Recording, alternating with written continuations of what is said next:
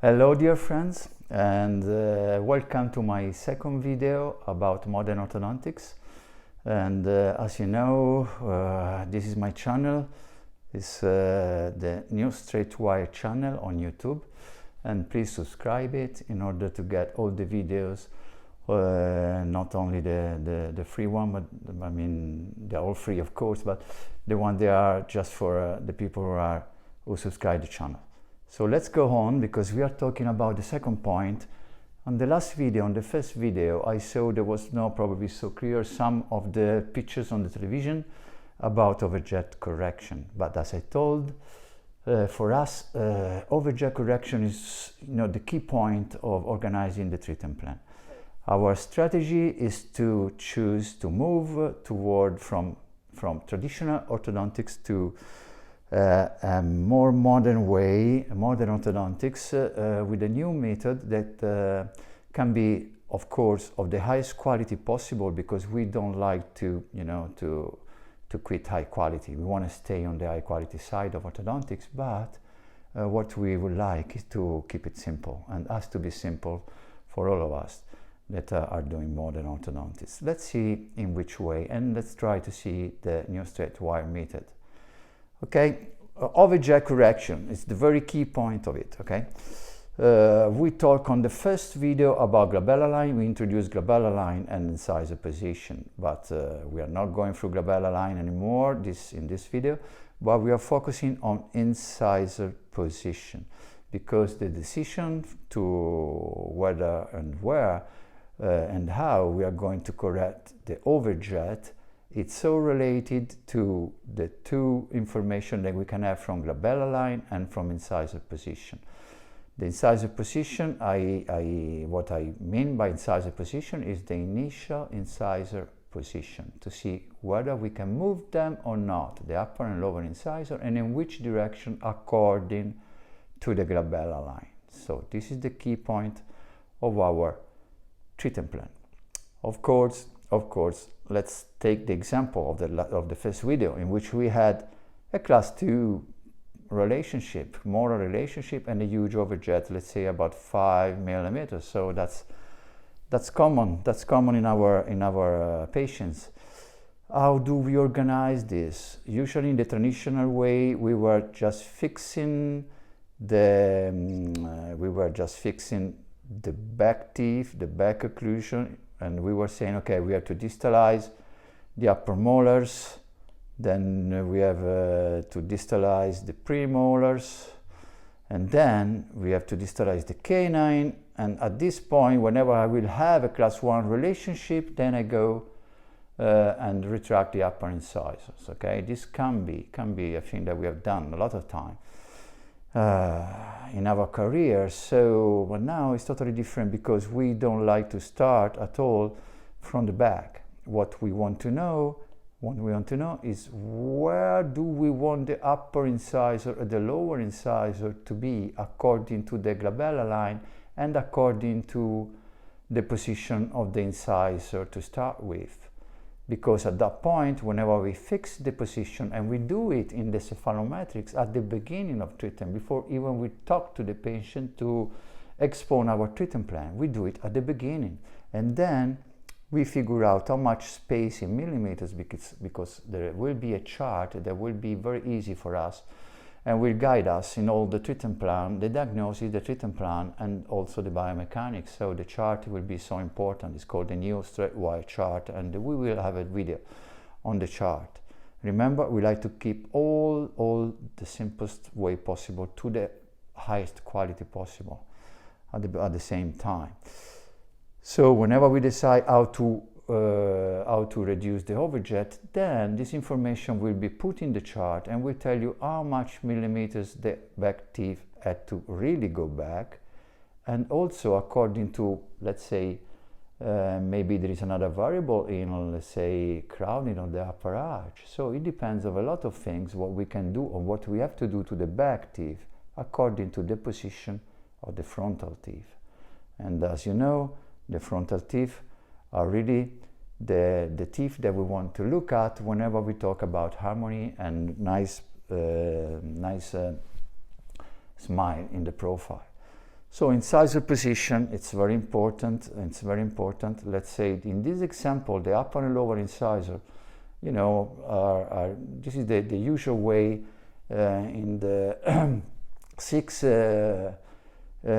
keys of ideal occlusion of Larry Andrews that we know. The upper incisor had to be 7 degrees torque, the lower incisor had to be -1 degree torque. But still, you know, we don't talk about degrees anymore. We like to talk about millimeters, to movement of the teeth by millimeters. So probably is going to be easier to measure them in a different way. So we can have a template like this one. There are other ones over there in which there is the shape of the upper and the lower incisor already in the perfect right position, about 7 degrees torque, -degrees torque, to the occlusal plane, the way Larry Andrews, the genius, measured them back in the 70s. So we have the template, and it's going to be, remember, the easiest way. We don't want to draw the long axis and all this kind of stuff. We want to measure the position of the upper and lower incisor, not according to the traditional cephalometrics at all. We want to measure the way Larry Andrews measured and the ways the manufacturer of brackets are measuring them whenever they put the torque inside the slot of the brackets, and they all do by the occlusal plane. So we align the template to the occlusal plane of the patient on the ceph, and then we figure out if the shape that we have, like the best position, it's equal or is different from the position of the initial teeth of the patient. And we can measure the millimeter in which the lower incisor can be forward or lingual or backward, and comparing to the ideal position. Okay, so in this situation, this example is exactly there, so it's right there, so it's a position that is good.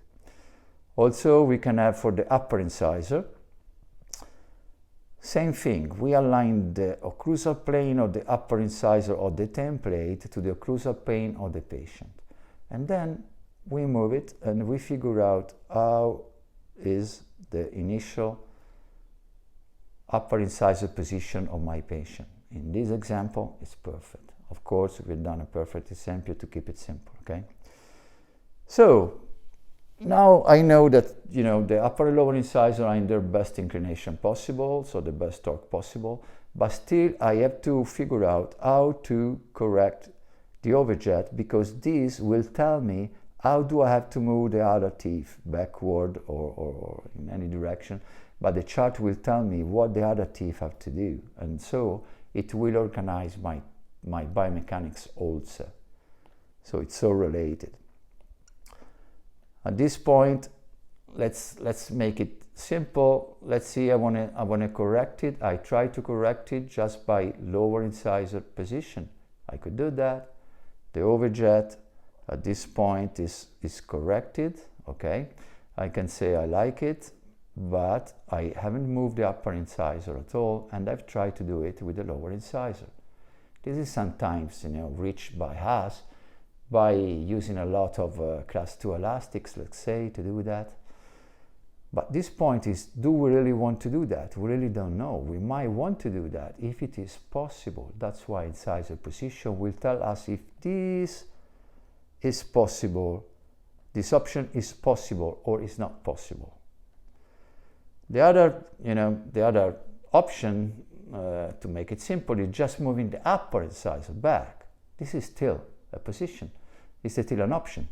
Let's say the patient is complaining about, you know, the upper teeth being too much forward, you know, sticking out too much from the lips, and all these kind of things that usually it's a usual complaint. So we say, okay, we retract the upper incisor this way, and then we see what we have to do to the back teeth. Sometimes we have to extract to make this is possible. Sometimes we have to distalize to make it possible. That's why the chart will tell you exactly if the case it's an extraction case or it's not an extraction case.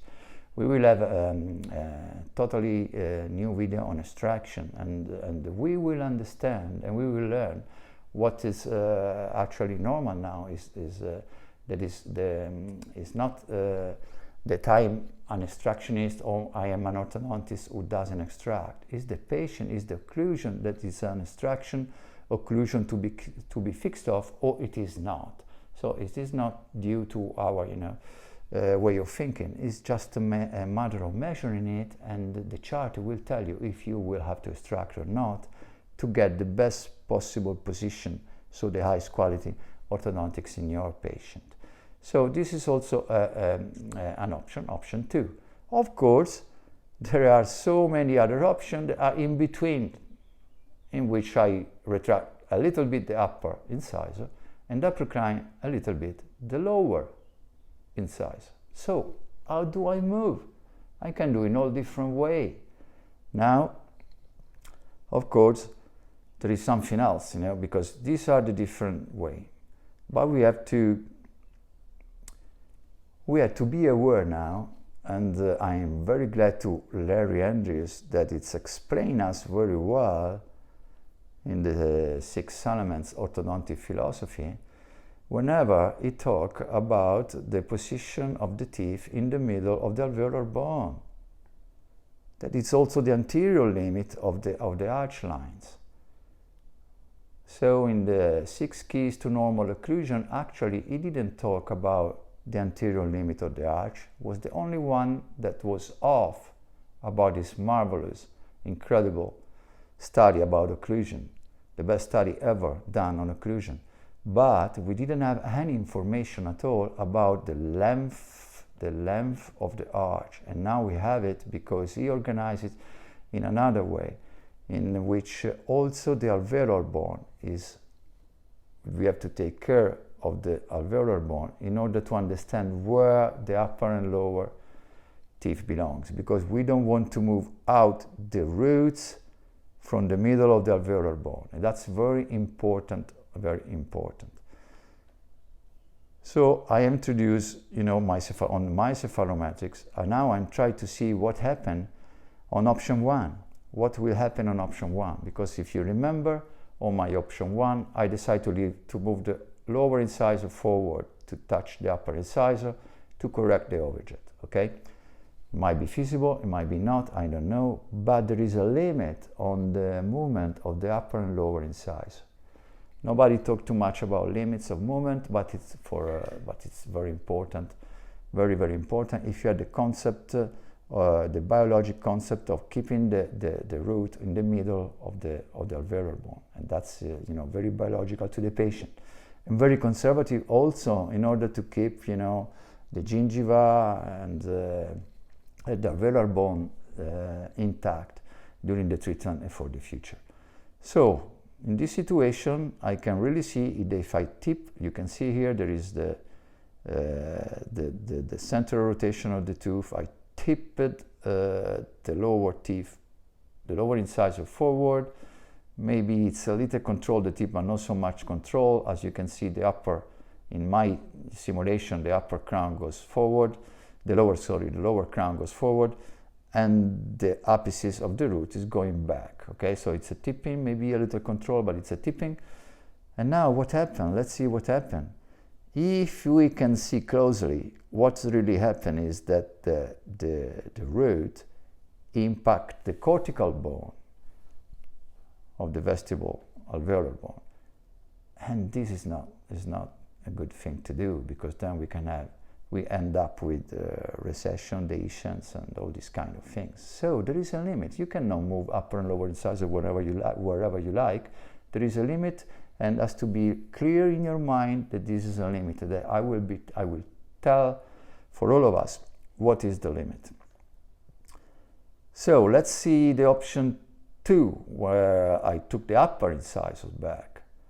Still, the upper incisor is following the same rules of the lower incisor. I mean, the root has to be kept in the middle of the upper alveolar bone, of the maxilla. Of course, that makes a lot of sense, doesn't it? So this is the option that I had on my cephalometric tracing. It was my first try, trying to see and to figure out what will happen if I do that, if I retract the upper incisor in this way. also this one is a tipping, but it's more easy to understand that this situation is not feasible at all. It's not feasible at all because, of course, I will still have the same problem because the roots is coming out of the alveolar bone, so causing a lot of problems and something that is not feasible. So let's concentrate on this. Do you see this?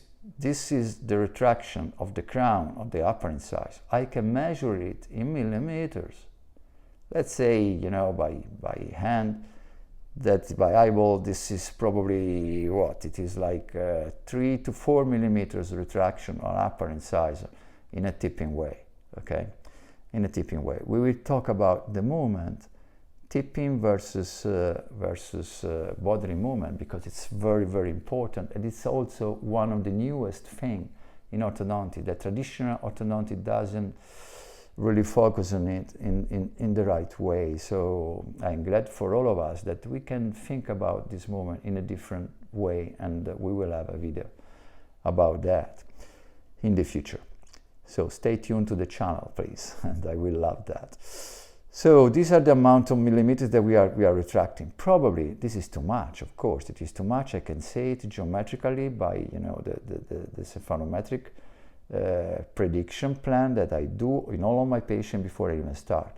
Actually, I don't do it at all. I mean, I move the upper incisor until the upper root touch, or at least it's a little bit behind the cortical bone of the maxilla, of course, and that would be my limit of the anterior arch. I cannot any farther back. So still, I mean, what do? I know that I can do either option 1 and option 2. I had to decide any other option in between, in which the upper incisor goes back a little bit, the lower incisor go forward a little bit. Yes, but how much? Which one is moving more? What do I do? Why do I do it? And then I had to measure it and to end up with a millimeters measurement, because as you know, as all of us know, whenever you retract the upper incisor, you will need space. That makes sense. So for every 1 millimeter of retraction of upper incisor, you need 2 millimeters of space in the arch. So then I have to figure out if I have this space or not. If I don't have it, how do I create it? But first thing of all, I have to decide how many millimeters this has to go back and how many millimeters the lower incisor has to come forward. And these make a difference. We don't go by eyeballing. I do it, you know, something in between, in the middle, I don't know.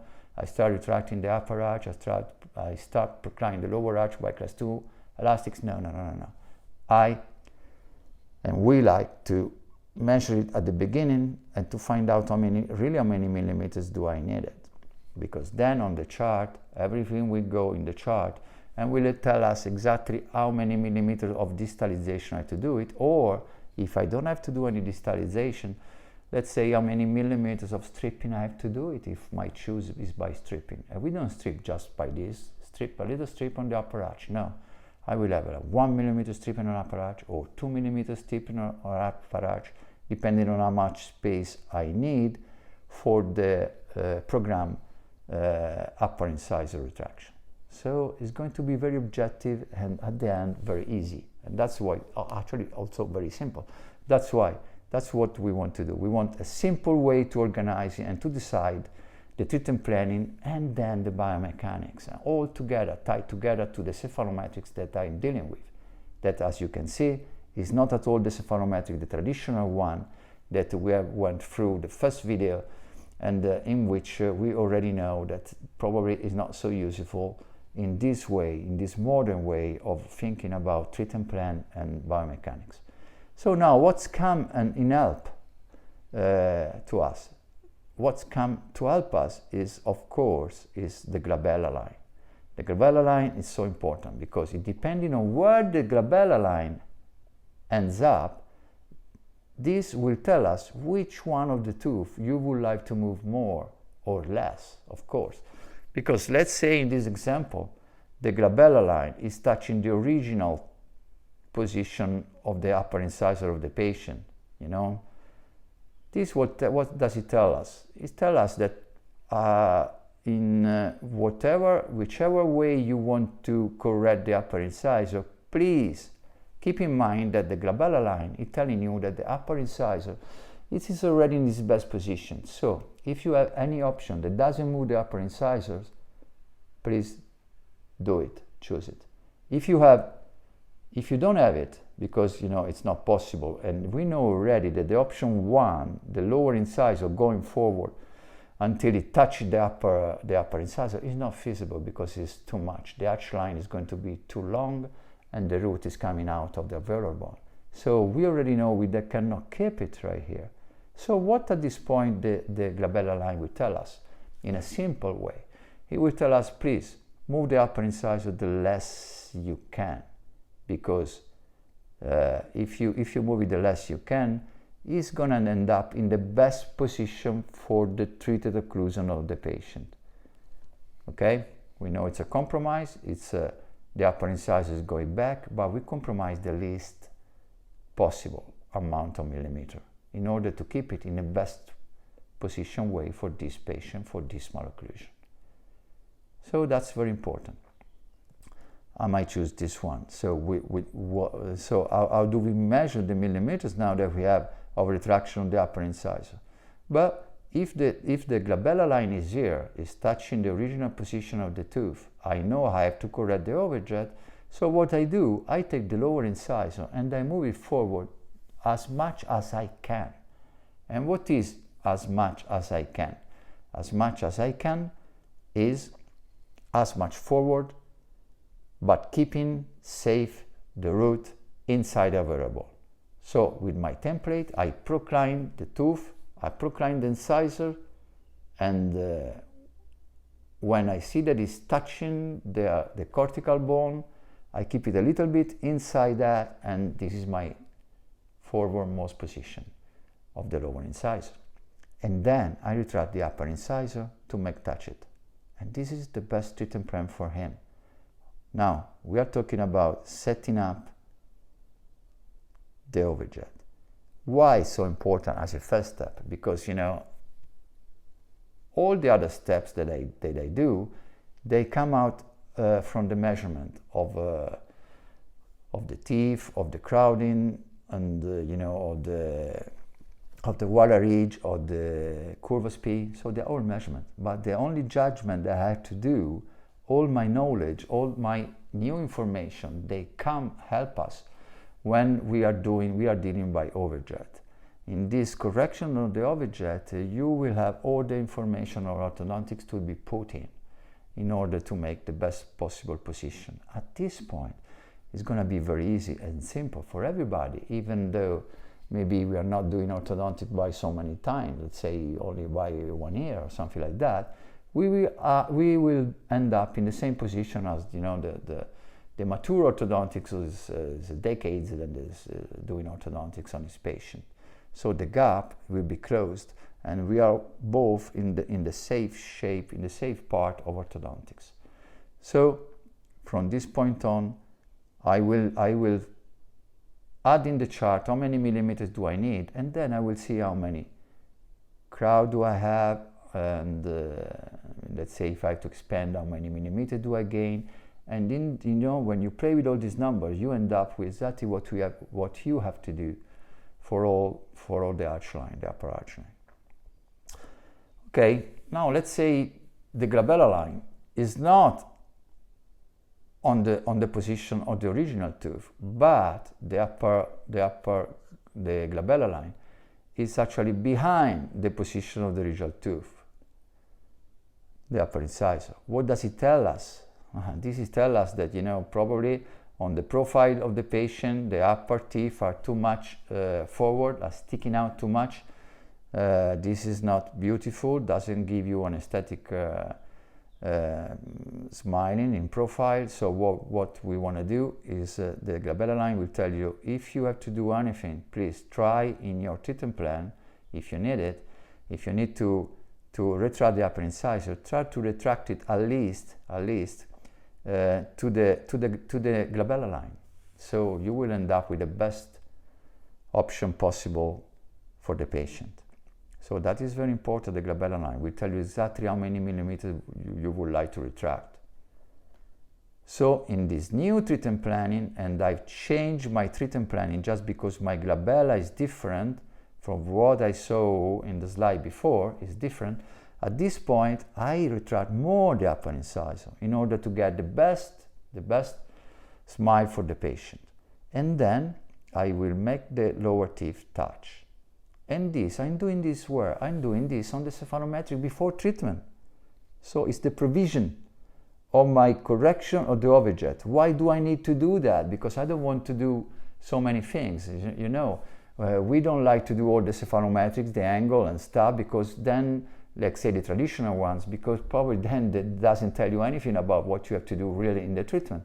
But what you need to do, you have to do. And we need to do all of this before treatment, just because then, just measuring it, you know, the new position of the final tooth, now I will measure how many millimeters do I have to move it. And this is going to be in millimeters. I will know here, probably there is 2 millimeters or 2.5 millimeters of retraction, or 3 millimeters by eyeballing it, okay? 3 millimeters of retraction in upper incisor.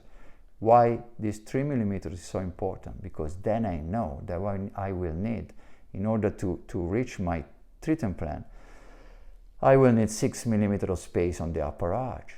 And that will be added with all the other problems that I have in the arch. If the arch is constricted and I have to expand it by 6 millimeters, then I don't have problem. I expand and then retract the upper arch to the perfect position for my patient. If I crowd it, I have to retract the upper incisor by 6 millimeters, and then I have, let's say, 6 millimeters of crowding. All the rest is fine. Then I need 12 millimeters of space to align the teeth and to retract the upper incisor. Can I do that? No, I can't do that, because there is no way I can distalize 6.5 millimeters per side in order to move the back occlusion back and then moving the teeth back and aligning also the teeth. This is too much. This is too much. So it's an extraction case. So we are trying, you know, little by little, we are, you know, having pills on how does this whole thing works all together by using just 2 or 3 important things that are very important for our diagnosis and treatment planning. Now, this video is about incisor position. So it is very, very, very important to understand why do we have a limit in the movement on the upper and lower teeth. Why do we have it? You know, whenever you see a cone beam now, you can see that the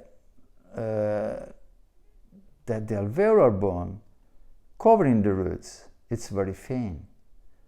Would you imagine having like 1 millimeter on the average, in this case, of buccal alveolar bone on this upper incisor? Can you see on the other example, you don't even have 1 millimeter. So it's 0.6, 0.6, 0.6 here. I mean, this is very, very thin alveolar bone on the buccal of the upper incisor. So if you ask me, what do I do? Can I move the upper incisor forward by bodily movement? Can I move it forward in this case by bodily movement? I can tell you exactly, no, you can't. You can't do that. Okay? How do I move the upper incisor forward? You move the upper incisor forward by taping it. Oh, so how come I have been taught, you know, all the rectangular wire to move the upper teeth forward, let's say in a class 3 cases? No. We have to reorganize everything, to think about, you know, the biological position of the teeth, and we don't want to do any damage to the patient at all, and we have to deal with different type of movement, but it's lucky because we can organize it before even we start treatment, and the chart will tell us exactly how much do we have to move it in order to keep it safe in the middle of the alveolar bone. As you can see, retracting the upper incisor, I mean, still it's a thin amount of tissue, of bone, but it's more than the buccal. Yes, so probably to be safe, I can also trying to retract the upper incisor by bodily movement, but only by 1 millimeter. That's what I do in my work.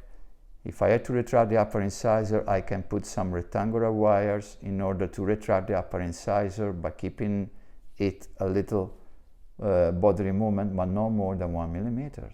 So that's why. And how do we move teeth at this point? Well, we move it by tipping. Usually you can move much more the crown forward or back if you tip them. At least you are moving in the safest way possible. But it is safe anytime or every time? Not in all, no, because if you tip it too much, then the apices will end up touching the cortical bone. And as you can see here, we can have start of resorption of the root, and also you may end up with, the ischians or other problems on the buccal surface of the root. So these are the limits of the movement. You can move the lower on the upper incisor forward or back, but you better not moving too much. You better not moving by bodily movement. You better tipping them, and you better tipping them, I would say, just to give you a number, but we will go through it, -2 to +2 millimeters comparing to the ideal position. And what is the ideal position? The ideal position is what Larry Andrews told all of us in his 6 keys to normal occlusion, in which the lower incisor has a certain inclination to the occlusal plane. I like to use Andrews' prescription on the bracket because it's still the best. I mean, it is the best inclination you can have on your teeth. I don't go any different. We will talk about prescription on the bracket and why, different philosophy in the 80s, 90s, 20s, but till now they are changing the prescription, the best prescription of Andrews. They are changing it just because of biomechanical problems that they are facing using a different way of biomechanics. Now we will see that with the new straight wire, we don't need that kind of mechanics. We will keep safe and simple, and we use not too much rectangular wires.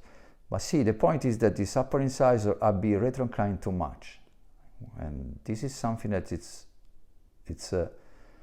it's measurable before you can even start, because on your cephalometric you do the same movement on your upper tooth and you see if the apices goes touching the cortical bone or not. Otherwise you stop it before, and if you stop it before, it means that you cannot retract it this much. This is too much. Probably the orthodontists were retracting it in order to gain the correct overjet to touch the lower incisor, but he couldn't reach it because this upper tooth, it wasn't supposed to be moved so much backward. Actually, it was probably the lower incisor to move forward a little more to help him and to help to correct the overjet. And now you will see in the video about surgery that there are some cases that you cannot treat by orthodontics, and you know it ahead before you even start if you use the new state-wide cephalometrics, the template, and you organize the stuff the way we are talking about, because there won't be any possible position on the upper and lower incisor that will correct the overjet. And there will be, a point in which you decide, I cannot do it, I don't want to damage anything on the patient, I want to refer this patient to surgery. So, as I told you, it's a simple and nice way to organize things. Okay, let's see another study that we have in the literature. I'm mostly a clinician, of course, but I like to do my orthodontics whenever possible based on the evidence, when there are evidences. And this is a nice study that, what does it tell us? That, we have a before patient, the cone beam before they start treatment, and after they start treatment for what? For extraction cases. And you know that let's focus and you know here on the lower incisor before treatment. Okay, we can see the inclination of the lower incisor. You can see how much amount of alveolar bone is covering the root. It's very thin layer. And then you can see here how they come up at the end of the treatment of the extractions. You can see exactly that the lower incisor is out of the bone with the roots. I mean, but if I consider that this inclination is almost equal to the end inclination of the tooth, I can say that this orthodontist that is doing this work was a very well-trained orthodontic, because he didn't tip back at all the lower incisor. Actually, he took it in the same position, retracting him in a bodily way. So, you know, according to traditional orthodontics, the way I was taught, I mean, this is a very good colleague, of course. The point is that this was the old way of thinking, you know, rectangular wire, because you are retracting the lower incisor, you want to tip them back. Actually, you want to tip them back. And this is the reason why you want to tip them back. You definitely want to tip them back because you want to keep the roots on the center of the alveolar bone. Okay? All this information is due to the 6 elements of orofacial harmony by Larry Andrews. I still think that, you know, he didn't not only discover the straight wire. First of all, he did discover the 6 keys to normal occlusion, the best study on occlusion ever done, with all the position, the torque, the tip, the in, out, everything, the curve speed, everything but the length of the arch. That wasn't there. The length of the arch and also the width of the arch wasn't there. But now with the 6 elements, he got everything. He got everything. He got also the, you know, the width of the arch and the length of the arch. And this is about the length of the arch. This is about the length of the arch and keeping the roots in the middle of the alveolar bone. What happened? We don't know about these things. If we can try to fix, you know, the occlusion of the patient, regardless of this important biological information. Well, if you go too much in your tipping out the teeth, this is what can happen to your patients, okay? But this is like a second opinion, what happened, what I can do. Now, I know that cephalometrics, a lot of, you know, of speakers around the world are saying the cephalometrics is not necessary, because usually also making the cephalometrics or without having the ceph, you will end up with the same kind of treatment plan. And this has been done as a study, and probably it is true. But they are talking about traditional cephalometrics. I know exactly that traditional cephalometric doesn't help us really in deciding where to put the teeth. That's why I don't use it either, and I think that is not useful. It's you know, a lot of time doing on the measurement, and then I don't end up with information that I need. So I want to skip that at all. But I still have to do cephalometrics, and I'm doing cephalometrics. What do I do in this case? I'm trying to figure out what they did on this patient. What happened to this patient? Why this happened? And if I use the template and, you know, with the shape of the perfect inclination of the lower teeth with -degrees torque centered in the alveolar bone or the symphysis of the lower bone, the mandible, then I can see that they push forward, they tip it so much forward by 6 millimeters. I mean, this is a lot, this is unbelievable. You should stop much before that. Where do you have to stop? In my opinion, you have to go a couple of millimeters forward than the ideal position, +2. Let's say +3 if you really don't know how to do it and you want to avoid surgery or, you know, worse things like extraction or whatever it is. So let's say 2 to 3 millimeters, but keeping it to 2 millimeters, I do all my patients, that's 95%, keeping it by 2 millimeters forward or back from the ideal position. So this is 6 millimeters. That's too much. What was the perfect position for this patient? How much forward could I go? Then this, what does it mean? What does it tells you, this could be the question, how long the lower arch can be in this patient? I can tell you that the lower arch can be long as much as here, 2 millimeters ahead of the best lower position, no more than that. 3 millimeters the very most, but I would say 2 millimeters. So this is the position in which the root doesn't impact on the cortical alveolar, no, the cortical bone, and doesn't realize the ischias or problem or resorption or whatever. It can happen. So this is the biological way to keep, and you know, it's just a measurement, a very quick measurement. You just put the template over the teeth, over the ceph of the patient, and then you measure it, and that will be easy. And it will tell you, and that also will tell you that you need, whenever you procline the lower incisor by 2 millimeters, you will end up with 4 more millimeters in the arch. And that's why on the chart, you have to write down that, okay, I don't want 6 millimeters ahead that tells you 12 millimeters of space. I want only 2 millimeters. I can afford only 2 millimeters of proclination or lower incisor, and this will give me 4 millimeters of space. And this space can be, I don't know, useful for us if we have to align crowded teeth, let's say.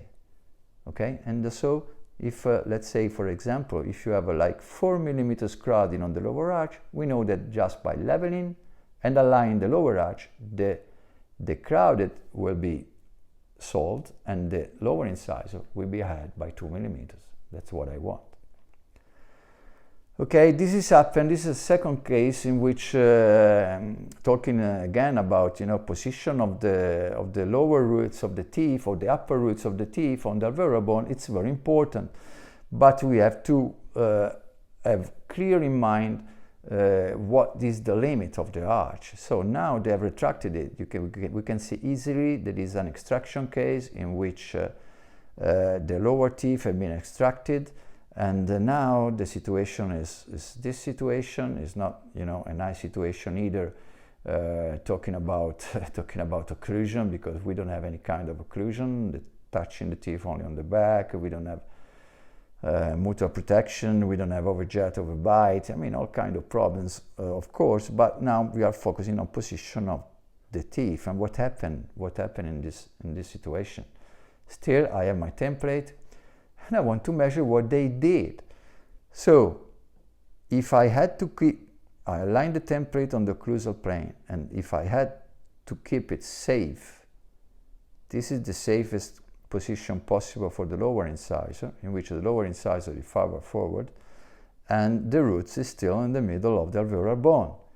So what they've done, they are retracted by 3 millimeters. We can measure it. That's why the template is already organized to understand what's going on in our patient, and especially what we can do in our patient to get the best possible result. So they have retracted by 3 millimeters. That's too much. As I told you, there is a limit.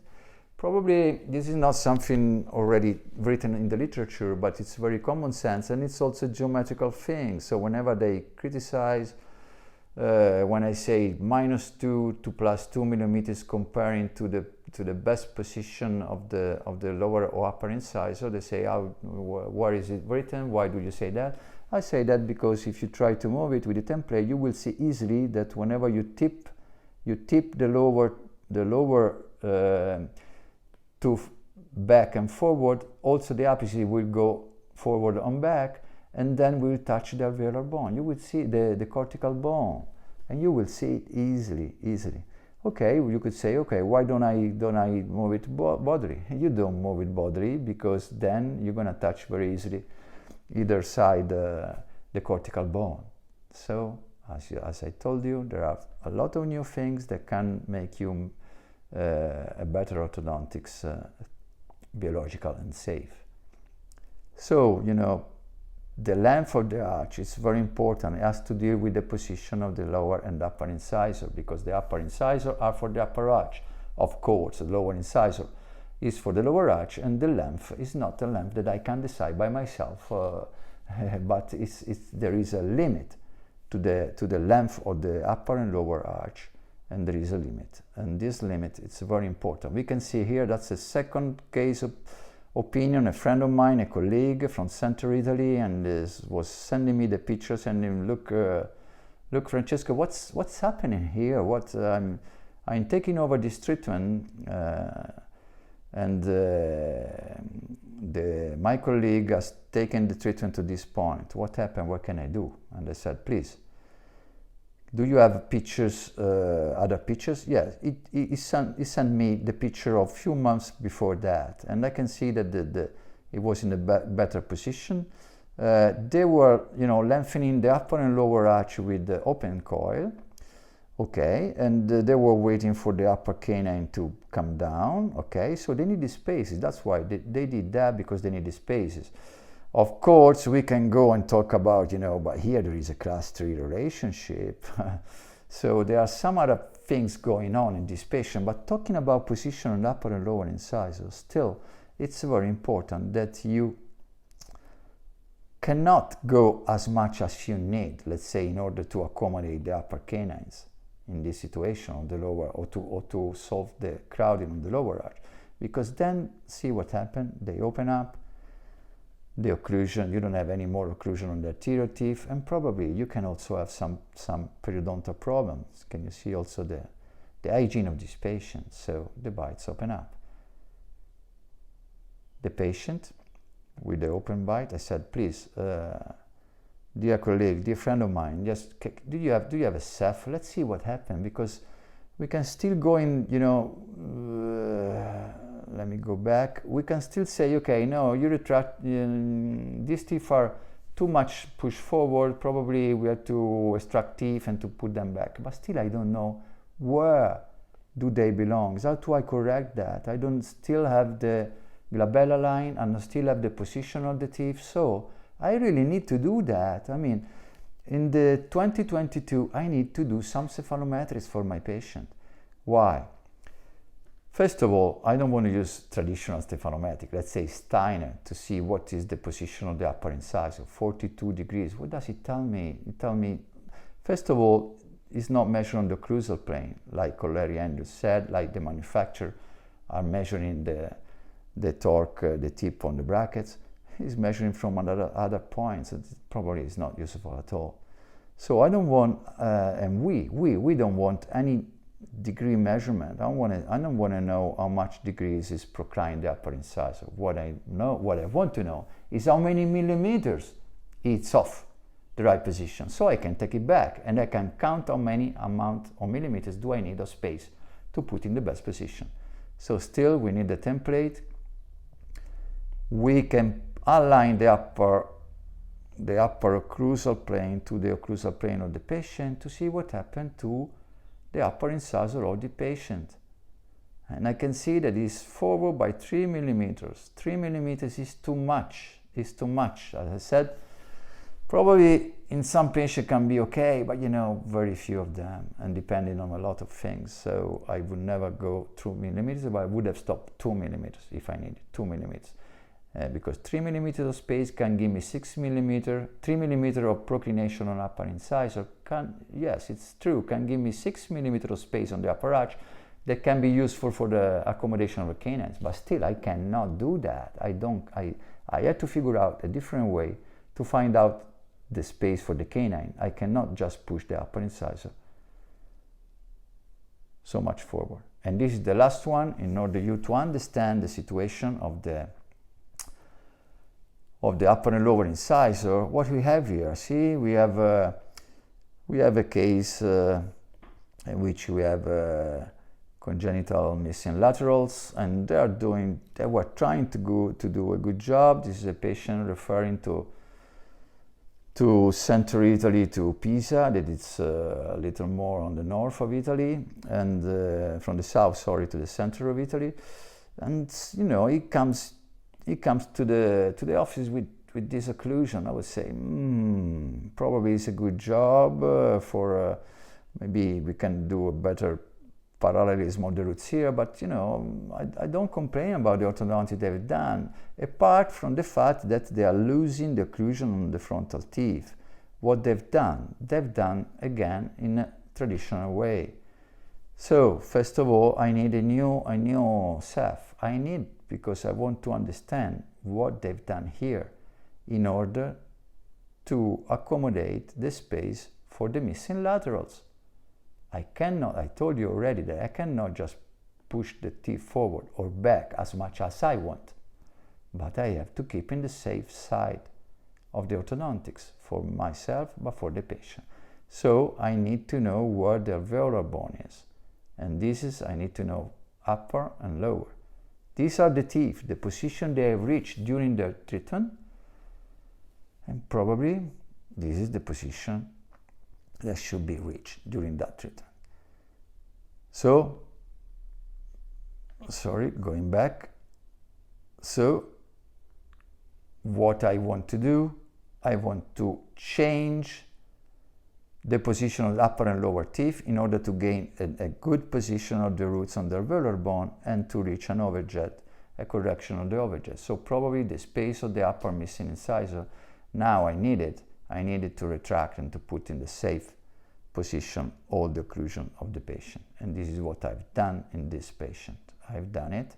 I have closed the space regardless of the lateral missing incisor, and because I was dictated by the position of the incisor. So I cannot decide myself where do I correct the overjet, but it's very important. Few things can tell you in a very easy way. Now I want to show you again why traditional cephalometrics, and Endius also has a very nice cephalometrics, because in traditional cephalometrics, let's say this is cella nasion point 8 to figure out where the maxilla of the patient is. We know the 82 is the normal, so I could say that this patient is pretty class normal position of the upper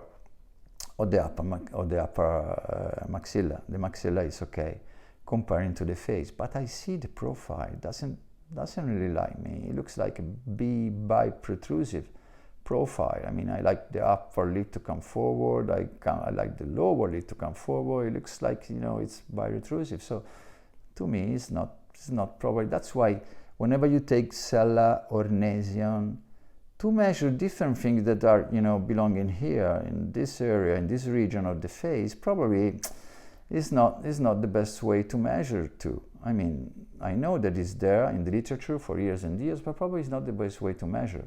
Because whenever I like to measure the harmony or the profile of the patient, what I have to do, I have to take in consideration the forehead and the glabella line. So I don't like to do this. In Endius 6 element, he has probably a not so easy way to measure the goal line. He's calling the goal line. It's not the glabella line, it's the goal line. It's somewhere very close to the glabella line. That's why I figure out that the best way to measure it is just to draw it from the glabella line. But, you know, he has a different way, but he ends up somewhere very close to the glabella line. And it doesn't use the Frankfurt horizontal that I think is very useful to all of us, because it's not so easy to do it without it. And, but at this point, what he does, to measure the maxilla, he is redrawing the upper incisor in the best position in the middle of the alveolar bone, and then he measures the distance in between the upper incisor to the maxilla. Because at this point, the best position of the upper incisor, he called this position element 1 for the upper incisor. That means ideal position. This is the green one that we can see here. The best position, if the patient was also with the best position on the maxilla, the upper teeth was touching the glabella line. So, I mean, there are other ways of measuring it, other cephalometrics other than new straight wire, that can take a little longer, but you know, they are in the right position, in the right way. So you can use also 6 element, and I can use it also, but now I just moved a little bit because I don't want to measure and to spend all that time in difficult measurement if I have a simple way to do it, but keeping the information very high at the same time. So the maxilla is -3 millimeters. And that's true, because whenever you see the patient, this is my glabella line. If I see with the glabella line, I mean, it's very easy to understand by myself that the upper incisor is very farther back from the glabella line in this patient. And I can measure it in the cephalometrics. Whenever I do my cephalometric, it is just 2 lines and the occlusal plane, and then the upper and lower incisors. Very few lines. We can go with other different lines, but for me, for what I need to do, the most of it is coming from these lines plus the upper and lower incisor position. So